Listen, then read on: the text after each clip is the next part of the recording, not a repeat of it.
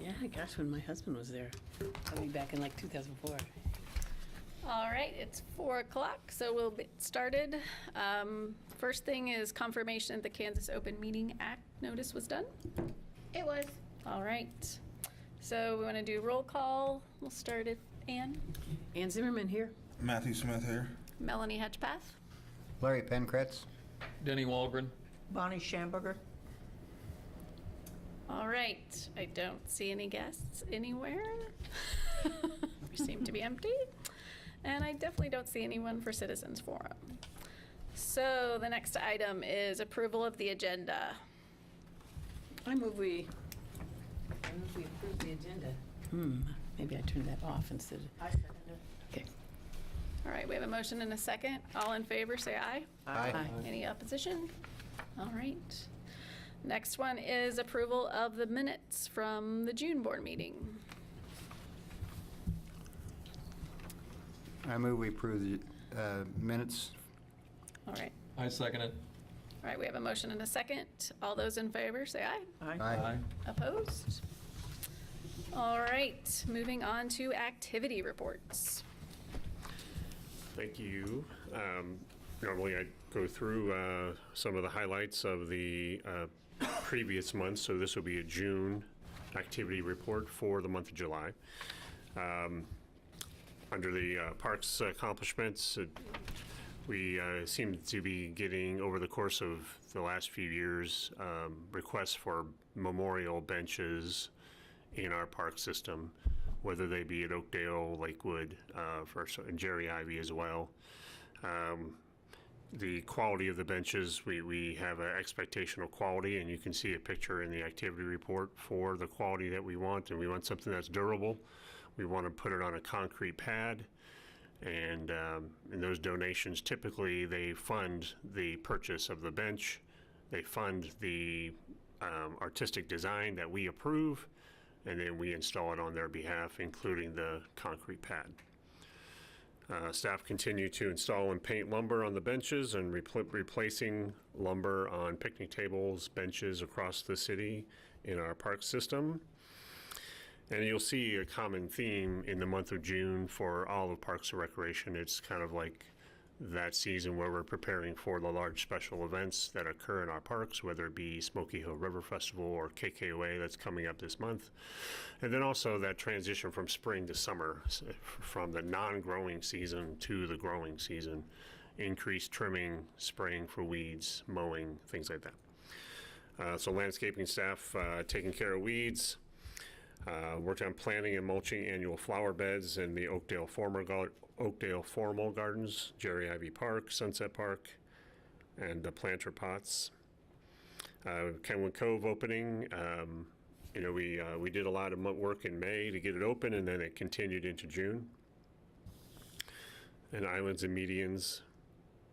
And then, of course, Dennis's staff do a lot of effort in getting Oakdale Park prepared for Smoky Hill River Festival. I wanted to highlight some of the forestry accomplishments, and in the previous years we haven't had a fully staffed forestry department, or it's been inconsistent, and I think with a full staff of 2, we're able to accomplish quite a bit, and I hope this trend continues, where we have the staff where we can continue knocking out these right-of-way trees, trimming them. We have a large list of right-of-way trees that need to be trimmed, and we continue to attack those. And then removing trees and planting trees when appropriate. And on forestry, Jeff, it says storm call out. What would do they get called out for, just like a parks tree, or is it tree out in the... I'll let Brett answer that. Okay. If he would. It could be both, but most of the time what we're called out for is anything when it's blocking a roadway or something that emergency personnel would need to be, that's not the only thing, but the main one is that a tree is blocking. And then the difference between when they call street department, if the tree is all the way down or the branch is all the way down, they can just use their big pieces of equipment to move it. It's streets, but when they call us, it's usually still connected to the tree, and they do that so we can make sure that the tree doesn't get damaged when it gets moved out of the way. We make a nice cut, then move it, and then we come back and clean them up.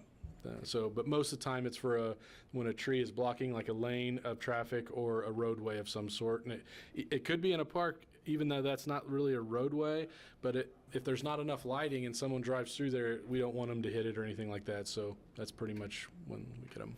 Good question. Thanks, Brett. Thank you. Lakewood Discovery Center staff received a donation from the Dragoon Corporation to help restore Indian Rock. Animal shelter, I want to make sure, I noticed, you might have noticed, since I've lived here, the animal shelter has had the same vehicles and they've been wrapped with a nice graphic, and as part of the city's system to replace vehicles with a lease program. We're going away from those traditional F-250 trucks, going towards more of a cargo van concept. And so you'll see different animal control vehicles in town. Kenwood Cove, we were able to get to 52 lifeguards, which was an accomplishment. I believe that was attributable to our pay rate increase for part-time staff. That helped out tremendously. And as you can see from the supervisor's report, we had 38 lifeguards last year, so it did make an impact on having the number of lifeguards. And that really it's not just a lifeguard phenomenon. We experienced that in our park system, and with, I believe, with umpires and referees and such too. So we. On Kenwood Cove, are those numbers what they have been, or are they full more? It seems like it's a lot busier than I've seen it. You're talking about attendance-wise? Yeah. I would say it's pretty typical, but I don't have a current report of the attendance this year. As I reported to this board in the past, it's anywhere between 78,000 and 85,000 on a given year. And then the differences in those numbers really have to do with weather. How many rain delays do we have? How many days above 90? How many days above 100 that we have that really affect that attendance number? And how old is the park by now, or is Kenwood Cove? It was opened in 2010, so this would be the 13th season. If I did my math right. Fieldhouse, I want to point out the summer camp. We've, as far as attendance and participation in our summer camp at the Fieldhouse, we've had the highest numbers that we've had since we've had a camp at the Fieldhouse. 80 is what we try to strive for. 80 is going to tell us whether or not we can open it up to more than 80. We cap it at 80. We cap the program at 80. We're licensed for up to 100 participants in that camp for the space that it can allow for a licensed age group or school age daycare program. So we have to make a determination if we want to increase that number or not. 80 is it's pretty busy in there with 80, so I'm looking forward to a staff recommendation from Travis, who's not here today, or Sarah, our rec supervisor, if we want to increase that number for 2024. Lastly, I got facility maintenance things I kind of highlighted. There's a project that's in conjunction with the Salina Arts and Humanities and Salina Downtown, Inc. We, through our facilities maintenance staff, are assisting with that to put up new trash corrals in the downtown. There are 15 different trash corrals in the downtown district.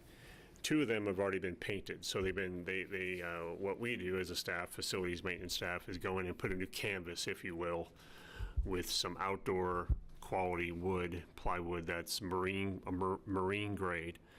And then Arts and Humanities staff hires an artist and paints those trash corrals. So this is going to be a multi-year process. We're doing about 2 a year. The first one was accomplished this year, and there'll be another in the fall. A trash corral holds like a dumpster? Yeah, I learned quite a bit about these trash corrals and why they're under Parks and Recreation recently. The trash corral concept for the downtown was originally for electrical transformers to kind of house them and keep them contained, so no one's packing anything in there, no one's putting up a truck against it. You have to have a clearance for those things. Just so happened that they also made space for a dumpster for the businesses to use the dumpster for those areas. So they are under the city property of the trash corral, and it's our staff, facilities maintenance staff, who maintains those.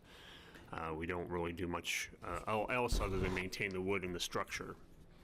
So the one that's done is behind the steeple, right? That was done last year for the Riverfest last year. The one that was done this year is by Spillman Plaza. Spillman or Strand? I get my plazas mixed around. But it's on, you'll see if you drive home from here tonight, drive down 7th Street and look to your left, just south of Iron, and there's a trash corral that is green, and it's got a green type of art on it, and that's the one that was just accomplished for River Festival this year. And I'm not sure what the schedule is for the rest. I couldn't tell you where the next one's going to be done, but so that's something we're contributing towards. And we've installed some additional security cameras. We put up some more cameras at the tennis center. We put up 2 new cameras at the tennis center. We put up 2 more at Bill Burke bathrooms. So far, so good. We haven't had to use them, as in what I mean by use them is collect footage to provide a police officer. And that's the intent of having those security cameras, so we can try to capture poor behavior, so we can make a police report and provide that as part of the police report. And that's only on the outside of the restrooms, right? Correct. Okay. Definitely. Clarifying. Yes. Yes. And last thing I had was just under the construction division. We've completed our Bill Burke concessions and bathroom remodel at Bill Burke, and we're moving on to we're still in kind of a planning mode. We're not sure if the construction division is moving on to the tennis center bathrooms or onto Oakdale Park bathrooms. We're kind of in a holding pattern until we get that worked out. So, but that's part of a multi-year bathroom remodel process. And that's all I have from activity reports, unless there's any questions from the board regarding anything I didn't highlight. Well, back on Kenwood Cove, moving those lockers around, has that helped a lot? Oh, yeah. They don't congregate around No, those? it avoided the congregation. It avoided the hiding, if you will, of poor behavior or trying to steal stuff from the lockers, putting them in a more visible location, putting them in the park that could be more accessible to the people that are using that part of the park. I think was a very good idea from our aquatic supervisor, and we made it happen through our facilities maintenance division, and so far so good. We haven't had anywhere near the level of concerns and complaints regarding that area and the behavior that occurred in the area. Plus, we were allowed to then convert that area into a rentable space and collect a little bit of revenue from it. I don't know if I'm not sure if anybody did rent it, but anytime we had a private party that was after hours, we offered them that space and they used it, because those groups are have a high number of attendants. So. What about the Jerry Ivy splash pad? Is that up and operating now? We're having a pump problem. We've had several problems that have occurred of varying nature of problems that have occurred at Jerry Ivy Splash Pad. We've had to pull the pump again today, pull the pump and the motor today. The impeller was not spinning to turn the water. we found that there was metal from the circulation system getting into the impeller that was causing it not to spin, which needs to spin to circulate and filter water. We've had another number of other problems that we've solved, but it's showing its age, in my opinion. And I've asked the aquatic supervisor to provide to get a estimate or a quote for an evaluation of the water park for a kind of a refresh. I wouldn't call it a remodel, but when that was put in, I meant to look up the year in which Jerry Ivy splash pad was installed. Before or today, I was going to do that, but I don't know the age of it. But when it was installed, it was done somewhat in-house. It was done through a lot of staff effort and local contractor effort to prepare the area, and it's showing its age right now, kind of like the pond showed its age, and we have to make some decisions about it. I think we need to make some decisions about the splash pad. Now, in my opinion, the splash pad there is very important. There's no decision about removing it or relocating it. I love it in that position. I just think it needs a refresh and a recirculation design that would allow it to filter better and operate better. Any updates on the pond? The pond, we just provided the contractor the contracts for that contractor to fill out. Part of that agreement, or part of that paperwork is some of the insurance and bonding, and they need to sign the contract. We're still waiting for those to be returned to us, and once we get those back, we'll have that pre-conference with them to make sure we understand everything. We go through the specifications of what they're doing. We understand their timeline of how long it's going to take, when they're going to start, and it should be very soon. They anticipated once they get the contract signed and we get it executed that it would be 3 to 4 weeks from now. And once they start, assuming the weather stays dry, they can have it done in about 4 weeks. How many splash pads do we have? We have 3 splash pads in town, Jerry Ivy Park, Centennial Park, and Hawthorne Park. So Hawthorne and Centennial are both done at the same time, and they're newer splash pads.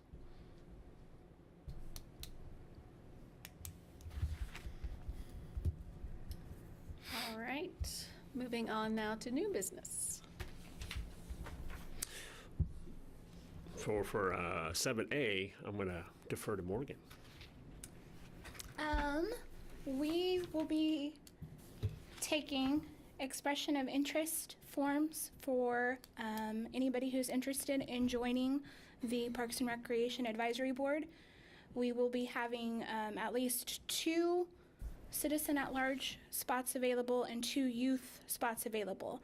According to my notes, Melanie's last meeting with us will be next month, and Matthew's term is actually up as well. So if you're interested in putting in a expression of interest form, you can stop by the city clerk's office, or I can shoot you an email with a link. Is there a youth on there that's listed for us right now? No, Jackson Angel, who was on the board, his last meeting with us was actually May, if he would have been here. Okay, thank you. Thank you. Very good. 7B, program registration refund policy. I want to do, this is really in preparation for a future meeting next month. Morgan and I have been discussing our refund policy, and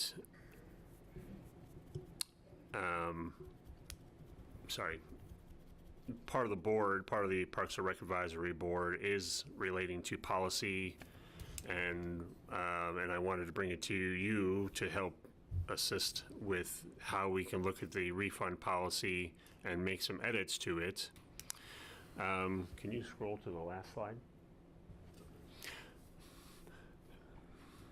So I have the recreation refund policy as it is right now. Actually, I have a handout for you. I'm going to give it to you to take with you so we can talk about this a little more in detail next month.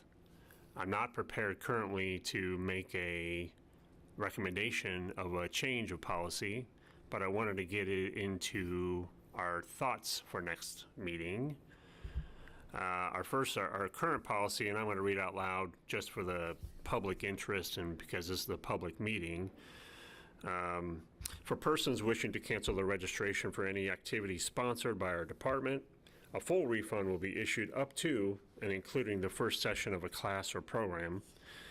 Refund requests must be received by our office no later than the first week or day of the program. After the first session and up until the midway point of the program, persons who wish to cancel and seek a refund would only be eligible for a 50% refund. Persons wishing to cancel and request a refund after the midway point are not eligible for a refund. And there's a note at the bottom about trips and tours policy. Trips and tours is a separate policy because there's a ticket component to the charter bus or to the entry fee to where the trip they're taking. So once we collect that money, once we book that trip, they're locked in. It would be a no refund policy. Morgan did quite a bit of work trying to find some examples of other refund policies from other Kansas Parks and Recreation programs, and they're kind of all over the board. Some are very restrictive and some are very loose, is probably the best way I can put it. Some have, City of Manhattan Parks and Recreation, a full refund is granted if the request is received 1 week prior to the start date. Partial refund when requested between 1 week and 48 hours would be a partial refund, and no refund if the request is less than 48 hours. Some of the other places have a service fee or a cancellation fee.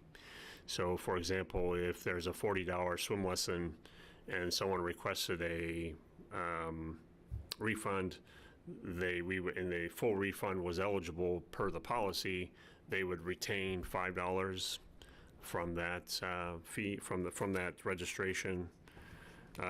Some are based on a percentage. Refunds will be, so for Shawnee County Parks and Recreation, refunds will be issued with a 20% cancellation fee if at least 14 days prior to the start date. So that's 2 weeks before the start date that they would not be able to, they have to do it before 2 weeks to be eligible for a refund. And I have a whole other examples here. So it kind of goes all across the board. Some are very vague, but a lot of them do mention a service fee or a cancellation fee or administrative fee that they would keep. Our objectives in bringing this to the board for a refund policy or updating our refund policy, there's several things that have been occurring, and so we're trying to reduce last-minute cancellations.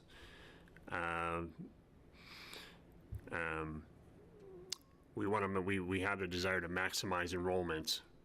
However, when participants enroll for several things and then they cancel before the class starts, it doesn't give us enough time to go to a waiting list or allow people to register for the program. So we have open spots, whether it be swim lessons, Lakewood Discovery programming, what have you. We want to be able to have a simple, easy to understand refund policy, easy to administer and easy for the public to understand. We wish to be flexible, of course, and we certainly want to honor things that occur in people's lives that we know all occurs, whether it be they had to cancel because of a death in the family or someone's sick. We understand those things.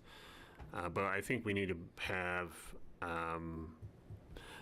some of our participants, especially in our programs that have are very popular, we want to make people a little more accountable and put a little skin in the game, if you will, to put some accountability or responsibility on the registration rather than having a mass exodus at the last moment based on our. Is our current refund policy? Correct. That is our current refund policy. Have there been problems trying to wade through that one? I mean, No, it's actually, I think it's relatively easy to administer and understand and communicate to our members, or our members, to the public. I think it's a little, I think we might be at the point where it's a little too flexible. And I'm really kind of opening up to this and to your feedback, and I'm glad you are providing feedback, because any feedback you want to give me now will help me formulate a policy that I can bring to you for a recommendation next month. I think about everything in programs, have a cancellation fee or service fee. I think that's a given. Also, you're planning this many people, and you have it full, and you have a instructor, you're paying all that stuff, and all of a sudden 3 or 4 people get out, then all of a sudden you're in a negative. So Right. I think a week or two before is more than fair. Okay. Yeah, I agree. Thank you. Let me, Do you have waiting lists for the classes? Yes. I'm sorry, yes, we do have a waiting list, yes. We do have the option to turn that off, but most all of our programs have a waiting list. Some things like trips and tours, where there's only a guaranteed number of seats on the bus, we don't typically, we may not choose to have a waiting list. But I think for a majority of our programs, we have waiting lists for all of them. I think some of our programs, we had a waiting list of 50 people. wow. That was swim lessons, because they're very popular. Trying to cram in as many swim lessons as possible in a 90-day pool season, it's a tough call.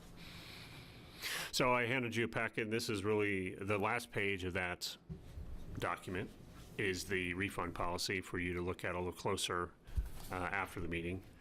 But the remainder of it is for item 7C. And I put it on the, I put it also on the screen. And I guess I needed one for myself.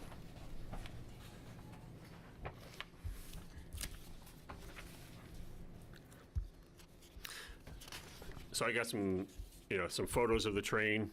These were taken about 1.5 years ago of the train at Kenwood Park. And you can see the ramp there. You can see the current post and fence, or post and chain system. You can see the ramp.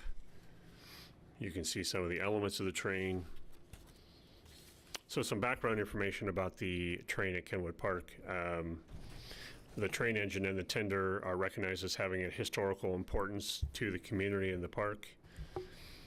The city and staff have no plans to relocate or remove the train from Kenwood Park. At the December 2021 Parks and Rec Advisory Board meeting, staff proposed a project to the board, and that project was to remove the ramp leading to the train and install a approximately 225 linear feet of 5-foot high fence around the train with a walk-through gate for staff to use, like a service gate, if you will. The board at that time voted to postpone making a recommendation to staff and gave direction to provide more information. Staff proposed the project to the board at that time and again today due to consistent vandalism that occurs in the train and the safety concerns related to how the community accesses the train or engages with the train. The vision that staff has is that the train would be more for observation purposes of the historical element of the park in the city, rather than being as accessible as it is now. And staff collected information regarding the ramp. The funding for the metal ramp was provided by Ambucks many years ago, and staff welded the metal that they funded per an approved design. Recently, park staff reached out to Ambucks to discuss their willingness to allow us to remove the ramp, and their board voted that they're okay to allow us to remove the ramp. The train cavity of the The train cavity has continual vandalism. I think Dennis reported to me that weekly, they are removing graffiti from inside the train. And then the safety concerns of the community treating it as a play structure rather than a historical piece that it is. And I provided some pictures of examples of what park staff finds inside the train.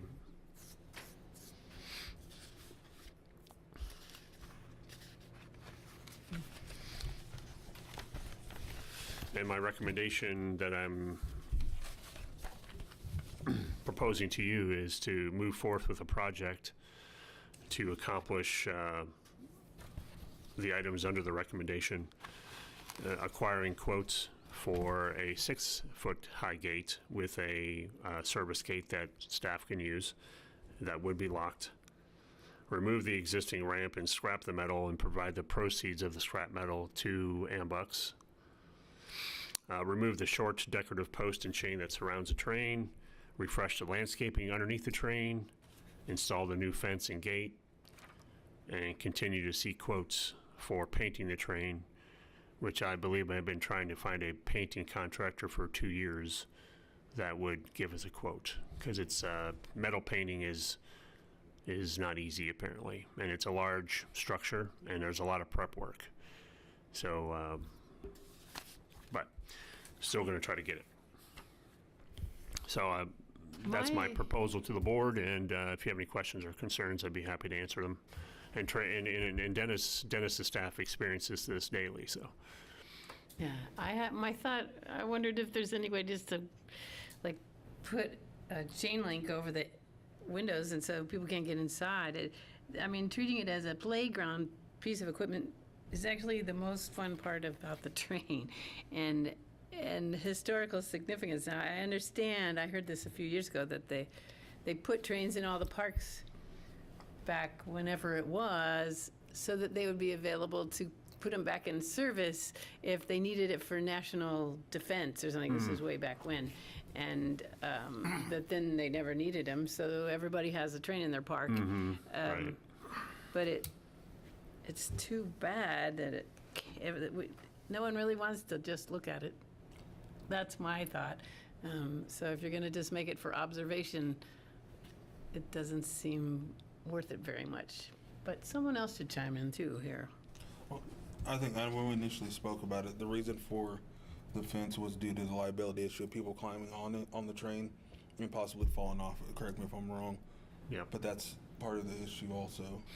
And I know, for example, I drove by there, was it Monday, and there were a group of kids climbing all over the train. It was kind of, you kind of want to get out and tell them to get off, but yeah, and it's an issue. They're climbing over the front of the train where they could, if they fall off, they're going to hurt something really bad. And it's a younger group of kids. I'm going to ask a question of Dennis. What would you estimate the height of the top of the train to be? It's estimate. I would say 15 to 20 feet. And the stack's even a little higher than that. Yeah. Mm-hmm. Yeah. Is this a picture of a homeless man here? Correct. Ah, okay. I think I even know him. Is he one of your partners? I've been dealing with homeless for 12 years now, so Yeah. he looks familiar. So that's an issue. It wasn't there. you? Okay, it wasn't Denny. And we do have signs saying do not climb on the train, but they get graffitied over, so It's a matter of respect. it's a battle every week. I mean, it's To change that fence from originally 5 feet to 6 feet, was there reason or thoughts why? That's a good question. I should have pointed that out. The original quotes we received were for a 5-foot fence. The risk manager for the city recommended a 6-foot fence. We just collected quotes a year and a half ago now from 2021. That quote was for a 5-foot fence, and the prices came in at the time at almost $11,000 for that linear feet of fence, and for a 5-foot high. A 6-foot fence would be a little more. However, that's the recommendation from the risk manager for the city, and that's that's what she felt would be the best height for a fence to be for security purposes. Seems like they would just climb the fence if they're already climbing the train. Couldn't they just climb the fence? Well, Is there something that keeps them from doing Well, then that? it would be a crime. What? Okay. Well, if you got a ramp and you got them already on the train, they're going to climb on it.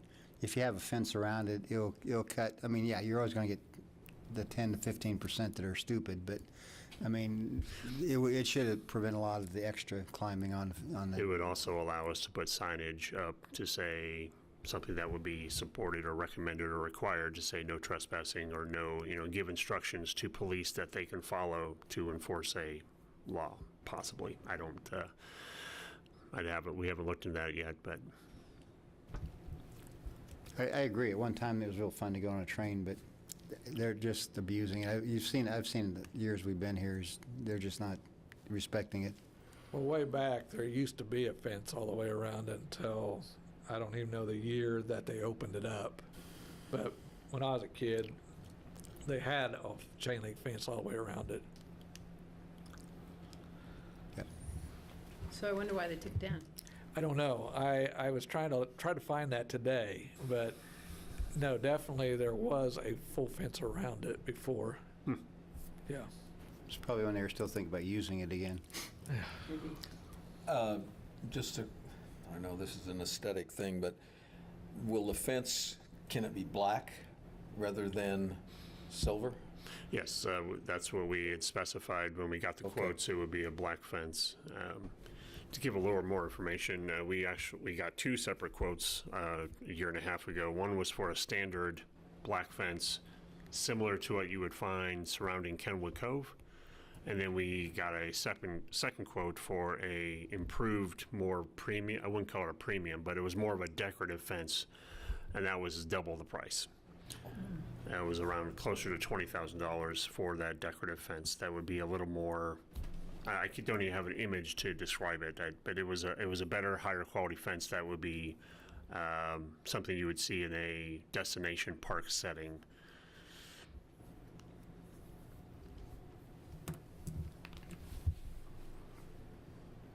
Do you need a recommendation from the board, a vote, or? I would like yes, I would. I mean, obviously, if you want to have more discussion or more questions answered, we can do our best, but I was looking for a recommendation, yeah. I'll make a recommendation that we go with what's recommended, that's been presented to us, and continue with that project. I'll second it. All those in favor say aye. Aye. Aye. Aye. Anybody opposed? All right. Okay, thank you. So is the next thing the tank? I'm sorry? The tank at Tank. Memorial Hall? What's the tank? We have a tank at Memorial Hall. I guess we're not in charge of that, though, right? Yes, we are. Oh, we are.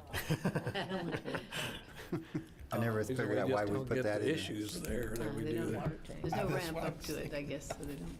Oh, they climb on it, don't they? Oh, they're all over the tank, yeah. That's so, yeah. That's all I had under it's all out of the new business I had for the board. All right, moving on to old business. I had something here and I didn't write it down. Any further discussion on the old ice skating rink? I mean, have you thought any further on that? We got some quotes for demolition.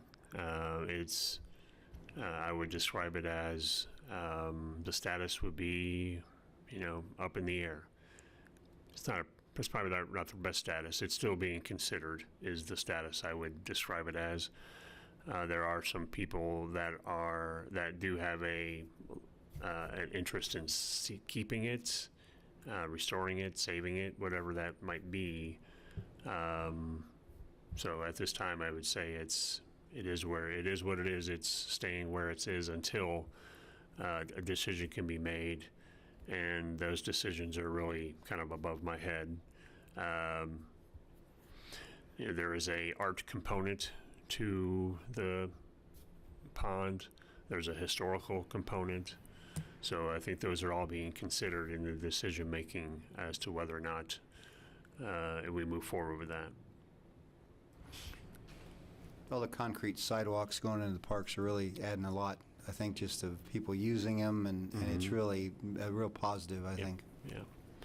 So the phase 2 of concrete improvements, they did Pacific Park. They're at Riverside right now, I believe, and going to Schilling. Where is Pacific Park? It's on Pacific Avenue. Pacific and Second. Yeah, it's off of Broadway, across Broadway on. Remember where Payless Cashways used to be? 13th. Yeah, 13th. okay. I think it's on 13th. It's on Street. 13th There Street. you go. Yep. It's a neighborhood park. Really a nice, very nice park. And we did provided parking, 2 parking spots, making sure we have ADA parking for the park. And then they're going on to Jerry Ivy Park after Schilling, doing parking. They're doing parking lots at Pacific, Riverside, and Schilling Park with sidewalks that bring it to the playground or bring it to the shelter that are at those respective parks. Jerry Ivy is going to be a lot of work. And once they start that, it should be another 3 to 4 weeks. Well, I'm hoping to time it when school starts. Mid-August is when I like to start that, but it depends on the contractor schedule. But there's going to be a lot of work in Jerry Ivy Park, and I think I've said it to the board before, is that there's a lot of adjustments being made at Jerry Ivy, additional sidewalks. And in that area in the north part of Jerry Ivy, where the playgrounds are, where the splash pad is, where the bathrooms are, that whole area is going to rise about 6 inches with soil because it's been depressed over the years, and it's frequently a collection point for water and flooding. So we're raising that up and then putting new sidewalks or replacement sidewalks on top of that increased height. So it would be a lot of work, and it's also going to be some closures of certain areas while they're working to protect the public. We have to also raise the splash pad? No, the splash pad is not part. There's the sidewalks leading to it that are going to be replaced, but the splash pad would not be raised. It's the area just north of the splash pad And that low and spot, to yeah. the west. Yeah. The walking trails still stay the same? Walking trails will be the same, yeah. The connectivity from the oval road through the park, if you will, there are 4 small shelters that don't have sidewalks leading to them. And I'm sorry, 3 shelters that don't have, and 1 to the bathroom. And then the north shelter will be closed for a period of time to redo the entire concrete pad underneath that shelter, because that's a pretty bad piece of concrete there. And then the sidewalk, that main sidewalk going through the park, will be replaced as well. The little library there, it's already been removed temporarily, and we'll put it back once we're done. And then, of course, Jerry Ivy will also, the pond demolition project will be occurring probably around the same time, or slightly around that time.